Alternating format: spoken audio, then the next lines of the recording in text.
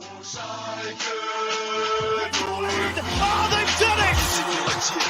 Lino Tempelmann, an instant hero! Can you believe it?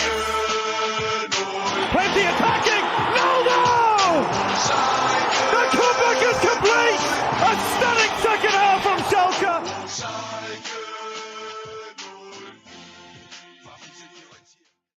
Und weiß sein Leben lang. Herzlich willkommen zurück auf Schalke America. I'm your host, Richard Carmen. Joining me on this Victory Monday, Jack Mangan. Welcome back, Jack.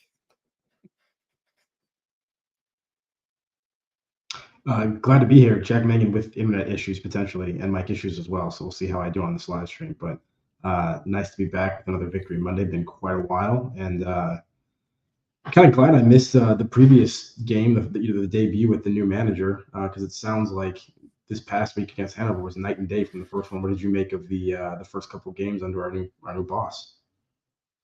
Night and day is, I think, a perfect way to sum it up. It was lack of passion, lack of effort, lack of everything in that first game under Karl Gerarts. This game was really the whole flip side of that, really kind of led by one man, honestly, Lino Tempelmann. But yeah, before we get into it today, today was Ballon d'Or nominations again, and they unveiled the winner for the second consecutive year. Henny Matriciani wins it again. Wonderful job by him. The GOAT just continues to impress. I just kudos to him. But I digress. Good game. 3-1 victory. Like I was saying prior to the Ballon d'Or comment, Lino Tempelmann really was the catalyst, I think, for a lot of the good of the Schalke, at least in my opinion. Curious about your initial thoughts about the game. No, wholeheartedly agree. Somebody that obviously I've had mixed reviews on at times this season, but like this game against Hannover, I think was the best of what he can provide. I think he was crucial to our tempo and connecting, with teammates in transition moments. Obviously scored a goal as well, which we'll talk about. We kind of a random one from him, but it was interesting. Kind of like a 5-2-3 shape initially, with Schallenberg and Tempelmann being that sort of midfield too, but Tempelmann much further advanced than Schallenberg, and Tempelmann kind of really going wherever he needed to in the build-up phases. A lot of positional freedom in that sense, and just absolute bundle of energy on offensive and defensive end. Great help defense at times, disrupting things, constant thorn on the side. Really impressed by him. Yeah, it's funny that most places, outlets have it as a 3-5-2 or whatever. When initially it was unveiled on ESPN Plus, they had it as a 4-2-3-1, where they had obviously Farman in goal, but they had it as a back four with Merkin on the left back, Kaminsky, Kalash in the middle with Matriciani in the right. They also had Schallenberg, Tempelmann, and Drexler in the middle with Moore on the left, last minute, and then Karaman up top, 4-2-3-1. But the different variations. ESPN has it as a 3-3-2-2. Other sides had 5-3-2. It varies from there. But the 11 was clear, I think, in this one. Big improvements for a lot of people. I think the main talking point, I think, obviously is Drexler back in the starting 11, which we can talk about. But no Terodde. Obviously, Poulter's still injured or out sick. He's out sick, and no Terodde to start this. So Karaman got the lead on this one with now that he's back healthy with Brian Lastman. Thoughts on those two kind of starting this off, and overall how you felt on how they did, I guess. Yeah, I mean, an interesting partnership. I thought it was even more interesting because, once again, I guess the way I was kind of viewing that shape was that it wasn't really like a two up top. It was more of a front three with Karaman centrally. Yep. Lasman out right, Drexler out left. Drexler, I should say. And so Karaman, I don't know if we were really seen playing kind of in a lone position up top. Maybe once or twice, but certainly not recently, if he has at all. So that was, I think, interesting. I saw some quotes, I believe, from after the game as well, saying that he actually enjoys kind of playing up there, coming short, coming deep, that kind of stuff, and liked his time in that role. So interesting selection, but not necessarily surprised to see like Lasma in there instead of Terodde, or something we've been waiting for, obviously, for Lasma to get healthy for a while. Not surprised the new coaches tried to give him a run. He's such a physical presence, like. Yeah. Even in the box too, like he can just get position on aerial balls and all kinds of stuff. He's I feel like very useful to have out there. Took a chance well in this game as well. It's interesting with him, and I see you, Anthony Glukoff. It's interesting with Karaman that we said. I think that the feeling I think we're doing to both of us is that it's been a phenomenal year for him. Is it to the standards what we expect or what the level we expect? No, but for Karaman, this is one of the best performances we've seen under him in a while. Certainly for us, he's seems to be contributing a lot and doing things more than he was last year, certainly. But he seemed to be in a factor in the warm-ups to the season. He and Moore seem to be linked up very well together, and it just seems to continue on. He obviously had the injury, but now he's back, and it seems to pick up where he left off and was certainly involved. I mean, Tempelmann, I think, is everyone's man of the match, including Anthony, including you or mine. But I think Karaman deservedly gets a shot for a runner-up if there is one, because I thought he had such a good game. He was instrumental in the first almost all the goals really, except for the last one. Even the last one. He scored the last one. What am I talking about? So yeah, all 3 goals there, right? So good assertion by him. Looking at the lineup for Hannover, obviously Hannover, a team at the time were 5th place going into the game. Good team to start out the season, right? Zieler is obviously a goalkeeper that's we've known about for a while. Neumann and Halstenberg are guys who have been around the block. They're solid defenders. Aria MB is a good pacey defender. Kuhn was everywhere. Leopold and Kunze were everywhere. Dem was everywhere. Schaub, Teukert. Obviously, when you see a former Schalke player, odds are for us that he's going to score against us. And for me, obviously Vogelsammer is a striker, but for me, obviously, you see a Schalke player, a former Schalke player, you have to key on him because they always seem to pay, especially this season, it seems like they always seem to score against us. And for me, that was the main guy we had to focus on. And it seemed like he was lively early on. It seemed like he positioned for it. There was one where he took like a bending, whipping shot from like 35 yards, but got very hyped up. Obviously, being back in the Veltins Arena, looking for some glory there for him. Yeah, but obviously, we always joke about how frequently it seems like our previous players score against us. Glad to see that we avoided that one here. But I think Kuhn I thought was fantastic in this one. Obviously, going up against Matriciani frequently, always kind of holding your breath whenever he was working against Matriciani down on that side. But some good performances in the Hanover squad. I'm glad you brought up our Ballon d'Or winner, Matriciani. It seemed like Hanover's. Before I get to that, it seems like the teams that have beaten us this year have been beating us with direct play. Hannover decided to go for the wing play, in particular Matriciani and Merkin. I thought in the first half of there were some decent performers in the first half, but I felt Matriciani was one of the worst that first half. He constantly getting beat for pace by Kuhn. What we started seeing, though, is Tempelmann and his defensive abilities, because he noticed quickly, the team noticed quickly, maybe I'm sure GERAERTS did as well, that Matriciani was getting beat pretty easily.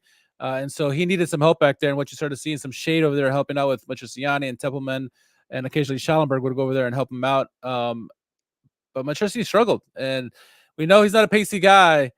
But man, if you're gonna play that wingback position, you're gonna need help. And luckily, the midfielders kind of helped him in that regard, because I think he would have been toast all game long if it wasn't for those guys. Yeah, he got beat like once pretty badly in the first half. Luckily, nothing came of it. Ultimately, in terms of a goal or anything, but definitely got beat around the edge. I think for the most part, he held his ground. He just didn't look very convincing doing it that often. And in the first half, I think was shakier than the second. Overall, like I said, it was one of those times you're kind of holding your breath every time, because even when he would ultimately make the stop or kind of come up with it, it doesn't look like he's getting the best of his man for the most part. It's a 50-50 proposition most of the time. So I agree. I think a lot of their focus seemed to be down those wings and weren't really doing a whole lot apart from that. A lot of possession in the first half without a lot of not much to show for it, in my opinion. Yeah, the first 10 minutes, I think, were certainly a better start than what we saw in the last game against Karlsruhe. And probably first 10, 15 minutes, we had a lot of possession, weren't really doing anything. And then you started seeing Hannover kind of take over, at least in a possession-wise. That's when they started really attacking Matriciani's side and Merkin's side with Schaub and Dem. And I kept worrying that we're going to see a goal here at some point, but we were bending, not breaking, really. Obviously, good backtracking by Tempelmann and Schallenberg defensively. The transition was nice because of, especially in particular, Tempelmann. I thought as that first half went on, as much as I thought Matriciani played poorly. I thought for me, and this is me, I'm curious what your thoughts are. I thought Drexler was the worst performer on the pitch. He did nothing for me, honestly. And I'm curious what your thoughts are because it seemed like offensively he couldn't do anything. Defensively, he wasn't. He was on the ball a lot, especially on the left-hand side in the attack, but wasn't doing anything for me. And defensively, he just wasn't. It seemed like he was non-existent. What were your thoughts on Drexler in his first half, at least? Yeah, I guess I would say maybe like it wasn't so much that he was bad; it's just not helpful. If that makes, I don't know. Like I don't think. Yeah. I think I used those I words. could be wrong with this. I don't, yeah. But yeah, I definitely agree that he seemed to get on the ball pretty frequently, in those wing areas in the first half, and would bring the ball up sometimes. It seemed like it was pretty rare that anything ended up developing from those moments where he was the one carrying the ball or kind of receiving it on the wing in the final third. Yeah, definitely not maybe linking up to the extent that we're used to him doing, is we oftentimes, we talk about him being able to find, one or two of those key passes per game normally. Even when he's kind of normally quiet, he'll find his moment to kind of pop up. And yeah, I agree that was lacking. But yeah, I don't know. I still like having him in the squad and everything. And he can put in a shift for sure. Yeah. By the time it's not his best day. No, I agree about that. I think he certainly could contribute. I think I certainly look at him as more of like a super sub role. I don't know about the starting, but what we saw with substitutions later, which we'll get to, is that there was certainly an impact in a good way. But we mentioned Drexler, and I'll get to him in a second because I thought the defensive pairing, Kaminsky and Kalash, seemed better. And this one really kind of Vogelsammer and Toyka were obviously the main guys you had to key on, and Kaminsky had his hands full with Vogelsammer, as did Kalash. But Kaminsky, what we've kind of known him for is his passing ability. And we saw a few passes here and there, but finally it wasn't until the 42nd minute or something like that. But before I get to that, there was a yellow card on Merkin that happened, and it was like the softest yellow I've seen in my life. And I thought that was going to end up costing us the game. Did you catch that? It was early in the game. I was like 25th minute, something like that. I was irate on the live stream when it happened. Did you know which one I'm talking about? I actually don't off the top of my head. I have to see it again, but I'm definitely gonna go take a look at it now after the pod's over. Yeah, it was a really soft yellow that he got. My worry was that because we've had red card troubles here lately, and I thought, oh great, they're gonna find a way to get him a red card and get out of the game. But nonetheless, going back to my Kaminsky comment, there was a set piece where I believe Tempelmann or even maybe Drexler kind of won that free kick, and it was probably only from like the midway line, right? But Kaminsky, he shoots it over the top. Drexler, who I kind of been criticizing, does a good job of collecting the ball. Passes it over to Matriciani on the play. He makes this beautiful, like nonchalant but wonderful cross into the box, into the danger zone, and it goes right towards Carman. Carman does well to fight for it, kind of hits off of him and maybe the defender, and then falls perfectly to Brian Lastman. It's like slow motion. I remember watching on the live stream, and I'm like, please don't whiff on the shot. Please don't whiff on the shot. He nailed it beautifully. It goes in 1-0. I mean, I was happy. Thoughts on the whole goal and the play as it happened? Yeah, last minute was kind of hanging out back post. Caramon slightly more central. Each of them had a man on them, and then as this kind of looping cross comes in from Matriciani, the defender that was on Lasma for whatever reason starts shading over, I think, to try to help or win the second ball from the encounter between Caramon and whoever was marking him. I think it's the defender that actually does kind of clear it, not very convincingly, just kind of moves it backwards a little bit. But that defender is no longer on Lasma then, and then regrets it immediately because it falls directly to him, and he just smacks in the back of it. I mean, that's the one thing. The goals he scored this season, they've been pretty emphatic finishes. Like, he doesn't mess around when he gets the opportunity for it. He puts it in the back of the net. It was just fun to see. So nice, kind of like was like on a half volley sort of there. Puts it away in front of the home crowd. Takes the lead. Nice to have that going into the half, especially because, like I said, we didn't have a lot of possession. Didn't feel like we had a whole lot of offensive momentum. And so to get something on the board in front of the home crowd before halftime was nice. Yeah, so going into the half, 1-0 at that point, it was good. My overall thoughts, obviously happy to have a 1-0. Have a happy lead at any point in the game, right? But scoring the first goal in the game was nice to see. So I was happy in that regards, but I still felt I was a little worried with Matriciani getting beat so much. And obviously, Tempelmann was helping out as much as he could. Also, I wasn't too pleased with Draxler's performance, even though he did contribute mightily in that first goal. And also for me, I was worried about Merkin, about that yellow card, like I was saying. And so at halftime, I was saying like those got to be the first 3 guys that come off the pitch. Didn't really see any substitutions in that first half. What were your thoughts overall in that first half? Were you happy with that 1-0 win? Did you feel shaky at that point? How did you feel? I mean, for me, it's just great to not have that 20th minute goal conceded. That seems to be the case every single time. Every game. Just every game early in the first half, like we just go down, we just go, and so we're always digging ourselves a hole. So yeah, to be able to make it to halftime without conceding, and then actually grabbing that the go-ahead goal late was great. I think once again, this is my first time seeing the team under the new boss. I thought kept our shape much better. Yeah. Very coherent shape against the ball. Well drilled. I'm not saying it was. I don't know. It definitely seemed that there was way more effort happening in closing people down. When there were those sort of loose balls or 50-50 balls, people would get up and get into people. Merkin, maybe even more in the second half than the first half. I guess we'll talk about it, but I think in the first half as well. So he was playing like a left center back. Yeah. Sort of, if you want to look at it as a back five, which is really interesting. Certainly not the tallest in that position, but an example of a guy that, once again, if there was a ball that was played into his man, he's immediately right up on the back of him, closing it down, making it very difficult for people to receive passes. So those sorts of things, those sorts of actions, which should be fairly basic actions within the scope of the game, that we just haven't been seeing a lot of. And I think it's great to see the coach kind of drilling us back into those fundamentals and putting in the audio, so to speak, or whatever. But you know what I mean? Like he's talked a lot about the effort that's been lacking. There's a baseline minimal professional effort you have to put in to be in a position to win games. I felt like that was at least much more on display in the first half than it had been recently.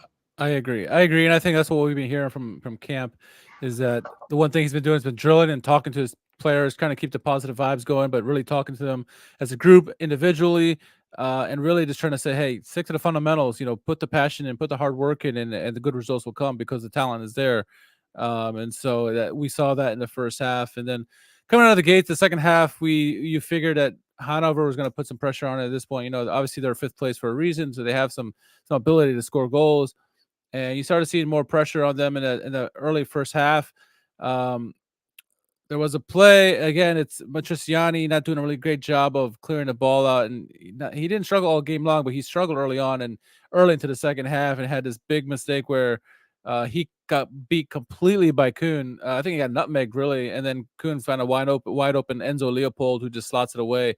Nice first touch, and then kind of puts it past Fairman. Could have Fairman done better? You could always say yes.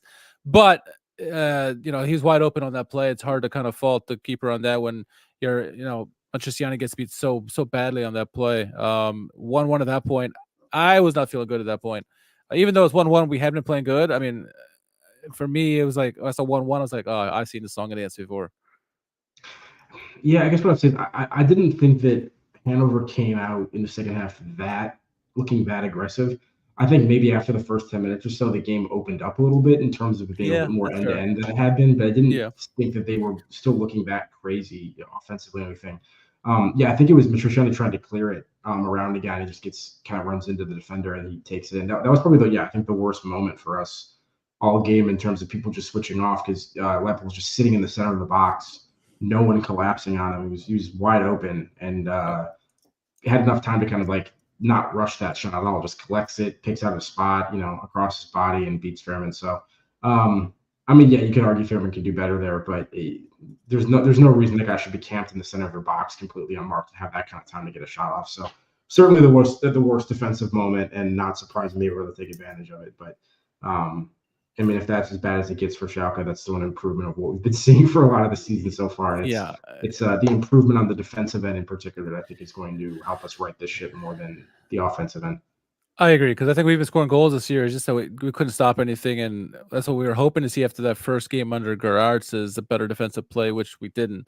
This game, I think there certainly was, and honestly, that was probably maybe the first big gaffe of the game at that point, where Matriciani gets beat so bad and Leopold was so wide open. But again, that was a unexpected play, I think, and so you can't really fault the team too much for that. But yeah, I think at that point, the game obviously still up in the air at that point, 1-1. But I think for me, the game changed when obviously Tyler Drexler comes off, Odrago comes on. He's obviously a game changer as it is. And then Lastman comes off for Tarota. I thought at that point, maybe one of the defenders. I was still, trying to see if Matriciani or Merkin comes off because I didn't want that second yellow to happen. And then of anybody in the attack that you would keep on, I thought Lastman was probably it, just because his finishing ability, like we've seen. And I understand why you keep Karaman on, and obviously he got a goal later on, but Tarota comes on for Lastman, and I was like, all right, let's see what happens here. And I thought Simon did a good job of holding the ball up in the play. Odrago immediately was into the game, which was obviously good to see. He's such a spark plug for this team. And then it wasn't even less than 10 minutes into their insertion. There was a play where I want to say it was Kaminsky over the top again. And it's over the top. It goes to Tarota. Nice job holding the ball up. Gives it to Karaman. Karaman sees Odrago. And Odrago at this point, there's two options. He can go one-on-one against the defender and try to take on a shot, or he had this wide open Tempelmann in the middle of the pitch there. I for sure thought he was going to go one-on-one against the defender, but he fed it over the right play to Tempelmann. Tempelmann, no hesitation, took a shot, and unlikely the person to take a shot, and he did it. Scored a goal. It was a nice hard shot. Goalkeeper misread it completely.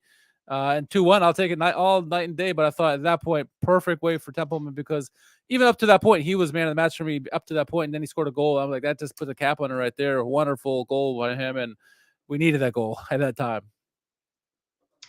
Yeah, wasn't expecting him to shoot when the ball came to him. Wasn't expecting it to go in when you kind of saw where that ball was hit, but it went in. And sometimes you just got to take a rip if you have a good look. Not a bad decision by Odrago to dish off to a teammate in an even better position. But yeah, I don't know what happened with Zieler there in particular. I'm not sure if he thought that Tempelmann was kind of hitting more across his body to the far post, and it didn't really do that. It almost kind of had a mild bit of whip back towards center, because Zieler was essentially there the entire time, and then somehow just came up 6 inches short or something like that. In terms of where the ball, it was a really strange play. But hey, credit to Tempelmann taking a rip, gets his goal. Caps off a nice performance for him, and nice to see us double it. And I think the best play about that is that we kept trying to attack after that, and it wasn't even 5 minutes later where we got our third goal. And the guy who I wanted off the pitch for the majority of the game, Merkin, after his yellow card, he had this nice play where he breaks up the ball. A ball was swung over the top from Hannover, and he breaks it up. And the kind of play I'm talking about, where it goes into his feet, comes up and challenges it, causes a loose, possession. And he was to your credit, he was doing that all game long, and that play perfectly. It bounced all the way to Karaman, who kind of has a little breakaway. And next, it's a 3-on-1. You have Tarota on the far side with Odrago coming in behind. You're like, what's he gonna do? And just don't mess it up. Just get on target or whatever. And Karaman, to his credit, he puts the ball away when he has these opportunities this season, and wonderful finish by him. 3-1 at that point, game, set, match. Is finally a relief for us, as we watch so many games where it's always like heart attack and vine. Well, we thought it'd be easy street, right? But 3-1 at that point. I mean, obviously the bench was going ecstatic. SMO running into the pitch. I thought he was going to get a yellow card for that. But it's good to see 3-1 heads up play by Karaman and Merkin.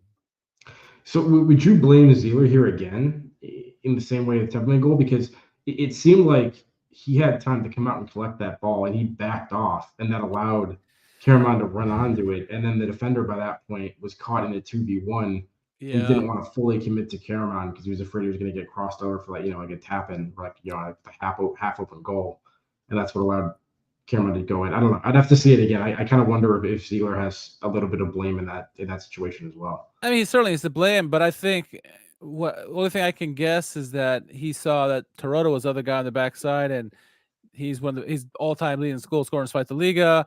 He's obviously the talisman, the captain for Schalke, and so maybe he thought they're gonna find a way to give him a goal, and maybe that's why he dropped off back. I don't know. That's a good question, but I agree with you. I think Zieler probably should have been more aggressive on that play. Gives his defender a little bit, at least 2 guys to block instead of all 3. But yeah, hey, I'll take it. I'll take it all day long. Really good finish by Karaman. I mean, he had a lot of time to think about that and size that up and choke potentially, and they didn't cut that angle down eventually. Yeah, it's a really, really nicely placed finish. So impressive from him. Good composure.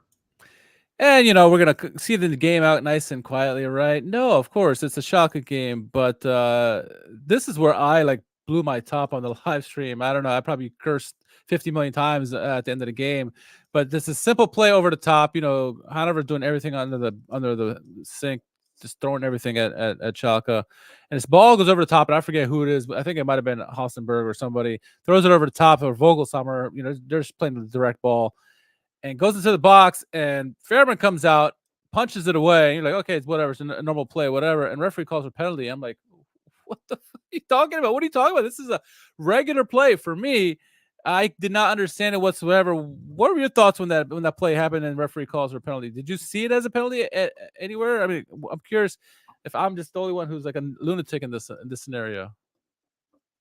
Yeah, I'm very much in two minds about this, and I saw a lot of the controversy online about it afterwards, and apparently some of the quotes and sentiments that Fairman and other players in the Schalke squad shared, like being very upset that was called a foul. I mean, what I'll say this is Fairman absolutely demolishes this guy. Yeah. I mean, there's no doubt about that. He for sure he blows into the back of him and just destroys him. But also, like, he has a right to go for that ball, and it almost seemed like Volkswagen wasn't even playing the ball.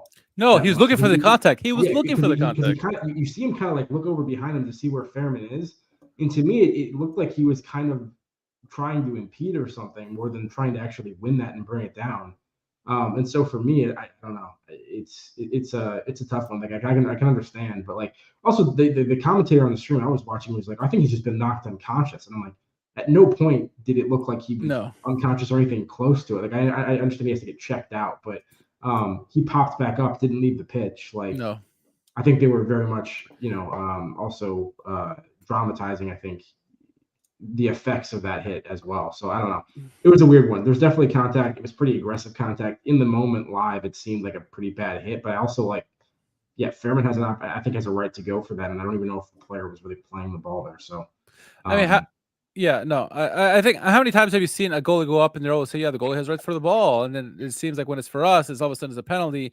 I understand if it was like Alexander Nubel going cleat first, like doing the Bundesliga symbol, going after a guy and taking him out. I get that. That's a penalty, right? Or a foul. He didn't do that. It was like no lead. He wasn't leading with the knee. He went out with his hand. He was much higher than Vogelsammer. But Vogelsammer didn't even jump. He just happened to demolish him in the play. And did he not knee him in the back? I thought he did knee him though.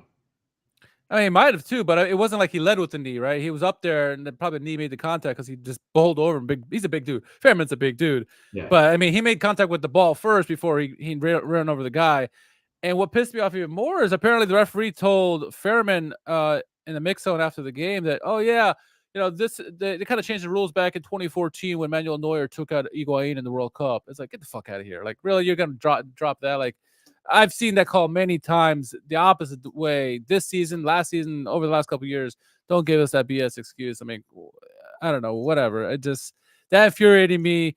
Hassenberg stepped up, scored a goal, made it 3-2. At that point, I'm like, the referee's going to find a way to screw us, aren't they? They're going to give us another penalty, give them another penalty, or give us a red card and make it some way 3-3. Because I almost lost hope at that point once that penalty was called. But I mean, what I will say is I think Fairman's reaction was instructive for me to some extent, because if you make kind of a bad play or a 50-50 play and you think you've hurt the opponent, like, you're probably actually going to show some level of concern. Yeah. And also just kind of own it if there's a foul that comes your way. Like, Fairman didn't really seem concerned that he had actually like hurt that guy that badly, and ultimately really didn't. And then two, like when that yellow card came out, like Fairman, I'm not gonna say Fairman was incensed, but Fairman like reacted very strongly to that. Like he did not believe that he was being like, what are you talking about? Yeah, exactly. So I mean, I think the fact that he was like that surprised by it and shocked that he was being penalized for what I think he probably thought was a fairly routine play was, I mean, maybe I'm biased, but I feel like that was instructive for me, because I feel like if he had actually hurt somebody or knew that he had committed a foul, he wouldn't have quite been that outlandish in his response. Yeah. And then before the penalty, he would go over to Vogelsammer to make sure he was all right and stuff. And as you would, he's a human being, right? But yeah, it just didn't. I didn't see it. If someone wants to tell me that outside of our rivals, Dortmund fans, trying to tell me, if someone tries to tell me that it's another Schalke fan wants to say, hey, it was a penalty, and try to explain it to me, I'm more than willing to listen. But to me, it didn't seem like it. It seemed like a straight up play for the goalkeeper that he should have had. And either way, we win the game 3-2. Certainly a heart attack. We needed those 3 points. They were huge 3 points. You can see the relief on the team when they won. Gerardt had some. It's nice. it's nice to have Gerards because he doesn't know German yet, and so we get a lot of the content in English. And so he had the guys in the middle of the pitch, and he's doing his his speech in English. Obviously, his press conferences and all his quotes are going to be in English. So that's a nice breath of fresh air for Schalke American Nation, I think. But much needed win, I think, Jack. It wasn't necessarily a must win, but I think even Gerard said that after the match. It wasn't a must win, but it's an important win. It had to be. We had to win, get back on the winning track. Let's get back to the fundamentals, like you said. Yeah, not a result that really does anything for our table position at this point, but a result that just did nothing. Winning, at least, and hopefully instill some belief. I mean, we just need this squad to like experience winning again and get used to winning habits and get some belief back, because it was definitely, there's times where you can be struggling and losing games, and it doesn't feel like the inertia is entirely in that direction, even if the results are continuously going in that direction. And then there's a point where it feels like you're in free fall and there's just no way to stop it. And I feel like finally this performance was maybe some evidence that we can put an end to that and gain some confidence back. Like I said, I've been really impressed with the way he's been handling the media. He's not attacking his players like publicly, but he's being very direct and not pulling punches, and he's setting very clear standards. Yeah. And basically telling people, like, if you want to play, you got to meet them. And also, like, he's also being like hopeful, like, we just have to like play better, and like, maybe I'm sure the results will come. Like, he's speaking more definitively in terms of like, this isn't good enough. We need to win games, and we're going to go out and we're going to achieve that. It's very direct. It's very specific. It's not a lot of like wishy-washy, hopeful kind of like dancing around stuff. So I appreciate that approach, and hopefully it continues to translate. And I think, once again, for my one game sample size in terms of what I viewed, I also think, the change of shape is good for us and helping us not get exposed as much. Hopefully, we'll see how it goes against other opponents. But I think he made one little change. I mentioned this on the last podcast. One little change that doesn't seem like much, but it goes a long way. I think for the players, certainly for the fans. But one of the first things he did was he reinserted. Kreutzer was already on the bench, but he reinserted Buskins and Asamoah on the bench. And he's like, I have no idea why they weren't on the bench. They belong on the bench. They're obviously a big morale boost for the team when they're out there. You can see it. I love watching when we score goals because they're all celebrating out there like they're one of the players. It's amazing. But the also other thing was what Gerard said, and I think it was today where he said it was like, look, I have no starting 11 players. It's every day you're gonna have to win me over and get that starting 11. Anybody can win that starting 11 position. Nothing is guaranteed, and so he wants the players to fight for it, have that passion, and keep bringing it. And you got to do it in practice. Obviously, Gerard wants to see you have that commitment, and so I like that. I do like that. You want to also not preconceived notions about specific players either, positionally. Even, I mean, once again, if you look at the starting lineup. Yeah. How often have you seen like a more Drexler stack? You're seeing Merkin at left center back, Karaman as a central guy on his own, not in a partnership. Like these are not positions that we're typically seeing these people. So it looks like he's coming in with a fresh perspective, evaluating specific skill sets, and not being put into a box based on what people have performed, what roles they performed at this club previously prior to his arrival. So promising. I like it. Thinking outside the box, and as a result of the play, Tempelmann obviously man of the match, but Tempelmann and Karaman make the SOFA score starting best 11. Karaman with an 8.2 rating, or Tempelmann with an 8.2 rating, and Karaman with an 8.7. Funny that SOFA score had Karaman a higher rating, but I thought Tempelmann was outstanding. And then looking at the kicker, best 11, and they had Tempelmann once again into the starting 11, which is great to see. So obviously Tempelmann getting the kudos that he deserves for the game that he played. Hopefully he can keep this up. I think what we both have had up and down comments on Tempelmann. The defensive side of his game seems to be good. He's good at tackling, good at tracking back. It's always been the offensive side that's been lacking. In this game, I thought he was everywhere, even offensively. And obviously had a goal, but he was instrumental in making some key passes. It seemed like he was a focal point in the transition game, which is very not what we're used to. And maybe that's Gerards, right? Maybe that's Gerards. He's got the number 10 on his jersey. He's like, play like it. In possession, much cleaner. Not the poor touches or the misplaced passes so much. Absolute engine, offensive and defensively, in terms of his energy, kind of guiding the team's energy. Like you said, very, very important in the transition moments, connecting with players. I liked the way he was reading the game, the things he was seeing, and his movements out there. So I think that was definitely the best of what we can see from that kind of a player. And if he can perform closer to that more often than not, going to be huge for us down the stretch. That was a much better performance from him, and I love what I see. So I'm glad he's getting the recognition elsewhere as well. I saw some commentary on Twitter, or maybe it was Instagram, where they were saying it was a very Salazar-like performance. Where Salazar was so big for us, the last couple of years, is when he's been all over the pitch, helping out defensively and offensively, contributing with goals and assists and all that stuff and tackles. And Tempelmann certainly brought that. You mentioned how the win really did nothing for us in the standing. It's definitely a morale boost. It's definitely a confidence booster. Still 16th in the table. Instead of being 5 points behind Hansa Rostock, we're now 2 points behind Hansa Rostock because obviously they lost this weekend. But we're within grasp now of – it's crazy. Zweite Liga is just maddening, right? I mean, we're now 5 points, within ninth position, which is crazy, right? A couple more results to get to go our way. Obviously, we have a big game tomorrow, or excuse me, what day is it? Today's Monday. Wednesday, a big game on Wednesday against St. Pauli in the DFB Pokal, who are in first place. They had a nice last-minute victory in their game. Not going to be an easy game, right? We're going to St. Pauli. We know who they have. They're just a talented team. It's going to be interesting if we obviously want to keep this momentum going, keep this feeding off of what we did over the weekend. It could be in for a shock. Could be. I'm not going to hold my breath that we're going to get a shock victory, but anything's possible, right? They got some obviously talented players. Agassi is obviously one of the guys we always know about, but they got some decent players on that team that you got to worry about. What are your thoughts going into this game? This is why I love the comments from the coach again. Though, it wasn't like, we got a tough opponent, so we understand what difficult it's going to be, and we just got to put in a good performance and see what happens. That's not what he's saying. He's saying we have a clear aim. Our aim is to advance. Yep, that's awesome to see. We are trying to win. You know what I mean? Like our goal is to win this game and move on. Like. No nonsense. That is our goal. It's a winning mentality. Nothing else is except that's what he's been preaching. That's what he's been preaching. We're gonna have a winning mentality here. That's what he said. I mean, when he was at USG in Belgium, they made it to the semifinals because they had that winning mentality, and that's what he's trying to preach to them. And I love to hear that. We haven't heard much of that in a long time, right? They were we're going to go in advance. Like, no, we're a tough opponent. Blah blah blah blah. Exactly. No. Yeah. And so, does this mean that we're going to suddenly beat St. Pauli on Wednesday? No, it doesn't mean that. But it's that slight tweak in the way we're talking about things from the top down that I appreciate, that sort of focal shift. So I agree. Looking forward to the game.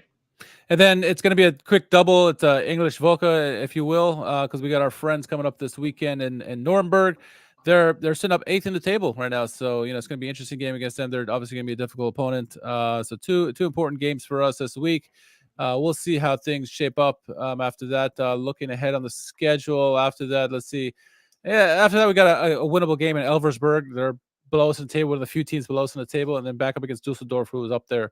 So it's going to be up and down with games, right? There's some top table teams and bottom table teams. But I think overall in the Zweite Liga, it doesn't matter because any team can win on any given day. All these teams are so highly competitive, and anybody can win. We saw that. We beat 5th place Hannover this past weekend. So let's see what happens.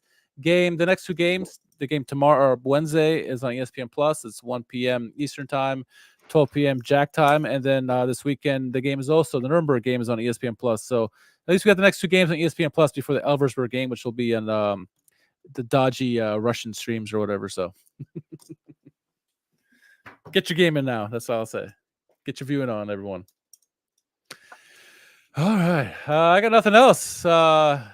It's nice to talk about victory once in a while. Victory Monday. We haven't had Victory Monday in a while. It's nice to get off that skid. But anything else you want to talk about, or you want to get this thing out of here? No, happy to leave it there. Yeah, echo your sentiments. Nice to have one of these. We were on quite the skid there for a bit. So let's stop the bleeding, and hopefully a couple more soon. Yeah, 100%. So DFB Pokal Wednesday. Let's see what we got here. I'm curious to see how the performance is against the top-ranked team in this Zweite Liga. So, all right, Jack, anything you want to plug away, or where can people find you on social media? At JMMangan on Twitter. Man, I struggled last week trying to say yours. I said it, but it's like, didn't come up smooth like yours, You can follow me at R_KHARMAN. More importantly, follow Schalke America anywhere on social media. If you're watching on YouTube, listening on YouTube later on, definitely get subscribed. And then if you listen to us anywhere on podcasts, make sure you follow us as well. So go to schalkeamerica.com. We try to provide content as much as we can. And join our Discord lively group. We always chat during the games and in between games about all Schalke. It's a good group of guys there. Shout out to the group there. Time to get out of here. 2 games this week. Let's have a good week and hopefully get some good results here by Gerards and Tempelmann and company. So for Jack, for myself, enjoy the Pokal. Catch you next week. Glück auf.